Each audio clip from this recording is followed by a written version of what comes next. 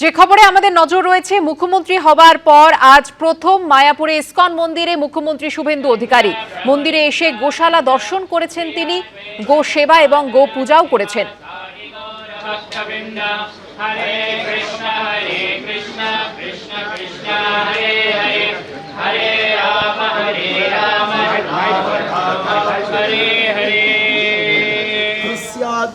शुद्रात् पापात् प्रमुच्यते गर्भिणी जनयेत् पुत्रां कन्या भर्तारम् आप्नुयात् सायं प्रातस्तु पठतां शान्ति स्वस्य यनं महत् अहोरात्रैः कृतैः पापैः तत्क्षणात् परिमुच्यते फलं तु गोसहस्रस्य इत्युक्तं तत्क्षणादुरान्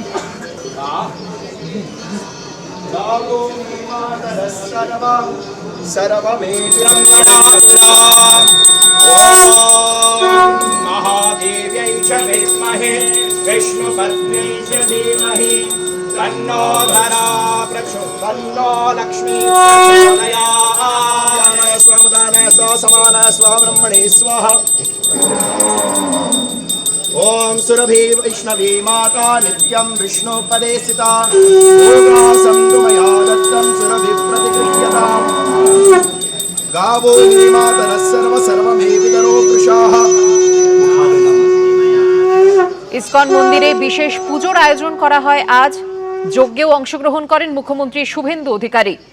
গোশালা দর্শন করার পর এবার চন্দ্রোদয় মন্দির, যে মূল মন্দির রয়েছে, সেখানে যাওয়ার কথা রয়েছে শুভেন্দু অধিকারী। আমাদের প্রতিনিধি শিবাশিস মৌলিক আমাদের সঙ্গে টেলিফোন লাইনে রয়েছেন। শিবাশিস,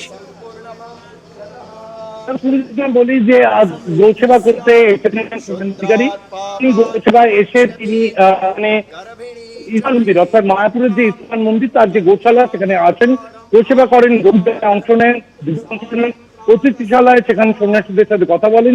তারপর মূল যে মন্দির অর্থাৎ যে মন্দির ইসকনের পরিচয়, সেই চন্দ্রোদয় মন্দির দর্শন করতে গেছেন মুখ্যমন্ত্রী শুভেন্দু অধিকারী। সেখানে তিনি নৃসিংহদেবের দর্শন করবেন, রাধামাধবের দর্শন করবেন। তারপর সন্ন্যাসীদের সঙ্গে বেশ কিছুক্ষণ হয়ে তিনি আসবেন। শিবাশিস, তুমি আমাদের সঙ্গে থাকো। প্রায় 1 ঘন্টারও বেশি সময় শুভেন্দু অধিকারী তিনি রয়েছেন ইসকন মন্দিরে। তিনি আজ সকালবেলায় রওনা দেন মায়াপুর ইসকনের উদ্দেশ্যে এবং ইসকন মন্দিরে যাবার পর তার বিশেষ কর্মসূচি। ओम सुरभि वैष्णवी माता नित्यं विष्णु पदे स्थिता योगासं तु मया दत्तं सुरभि प्रतिगृह्यताम् गावो।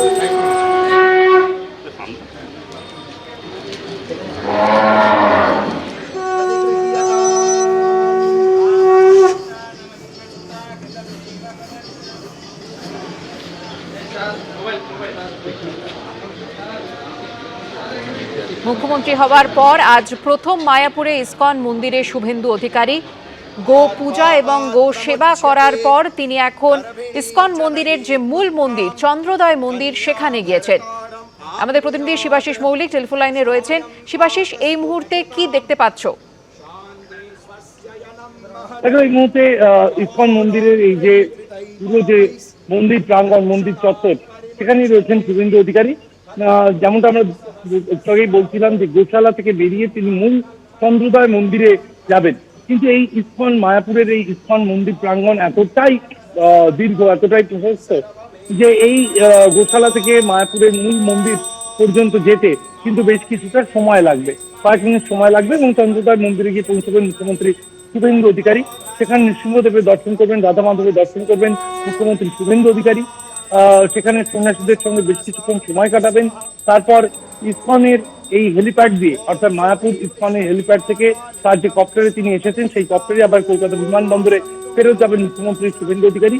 সেখান থেকে তার কোলাঘাট হয়ে আজকে শান্তি কিন্তু তার বাড়িতে ফেরার কথা রয়েছে। এছাড়া দিনে একাধিক কর্মসূচি রয়েছে মুখ্যমন্ত্রী শুভেন্দু অধিকারী। তিনি ঘণ্টাখানেকের সময় নিয়ে এসেছিলেন মায়াপুরের এই ইসকন মন্দিরে। যদিও আমরা জানি ইতিমধ্যেই প্রায় 1 ঘন্টা অতিবাহিত হতে চলেছে, অর্থাৎ 1 ঘন্টা 15 মিনিট 20 মিনিট মতো সময় তিনি আজকে কাটাবেন এই মায়াপুরের ইসকন মন্দিরে। শিবাশিস, তুমি আমাদের সঙ্গে থাকো। চন্দ্রোদয় মন্দিরে দর্শন করার পর ইসকনের সন্ন্যাসীদের সঙ্গে দেখা করবেন, কথা বলবেন মুখ্যমন্ত্রী, এমনটাই জানা যাচ্ছে। আর যে ছবি আপনাদের সামনে রেখেছি, এর আগে যে বিশেষ পুজোর আয়োজন করা হয়েছিল সেখানে অংশগ্রহণ করেন মুখ্যমন্ত্রী শুভেন্দু অধিকারী, গোসেবাও করেন তিনি।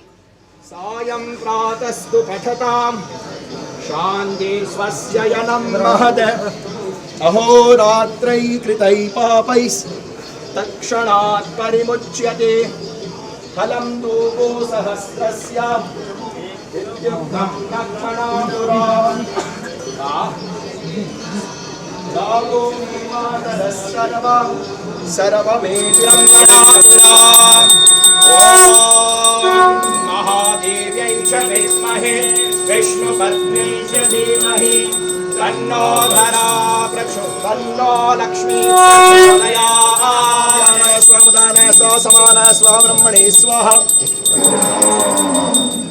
ॐ सुरभि वैष्णवी माता नित्यं विष्णुपदे स्थिता योगासं तु मया दत्तं सुरभिः प्रतिगृह्यताम् गावो मे मातरः सर्वमे विदरो वृषाः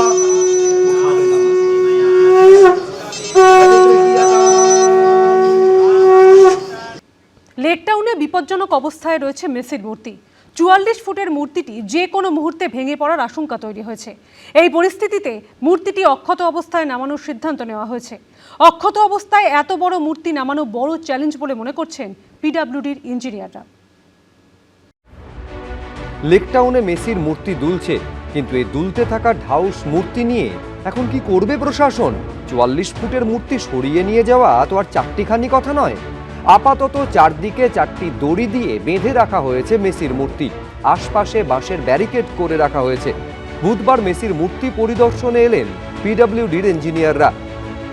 লেকটাউনের ঘড়িমোড়ের কাছে মেসির যে মূর্তি, যা এই মুহূর্তে অত্যন্ত বিপজ্জনক অবস্থাতে রয়েছে, সেটাকে কেন্দ্র করে কি করা হবে মূর্তিকে, তা নিয়ে এখনো পর্যন্ত সিদ্ধান্ত নেওয়া সম্ভব হয়নি পিডব্লিউডির তরফে। কিন্তু তাদের যারা ইঞ্জিনিয়ার বা যারা কর্তৃপক্ষ রয়েছেন তারা ইতিমধ্যে ঘটনাস্থলে এসেছেন। এর আগেও তারা বারবার এলাকার আশপাশ যেখানে মূর্তি রয়েছে তার আশপাশ তারা ঘুরে দেখেছেন এবং ইতিমধ্যে গতকালকে মোটা নাইলনের দড়ি দিয়ে বিভিন্ন অংশের সাথে সেই মূর্তিকে কিন্তু বেঁধে রাখা হয়েছে। পিডব্লিউডির ইঞ্জিনিয়াররা তারা ইতিমধ্যে ঘটনাস্থলে এসেছেন এবং দেখার যে তারা এই মূর্তি সরানোর ক্ষেত্রে বা পরবর্তী সময় মূর্তিকে কি করে বসানো হবে এটাকে কেন্দ্র করে তারা কিন্তু আলোচনা করছেন।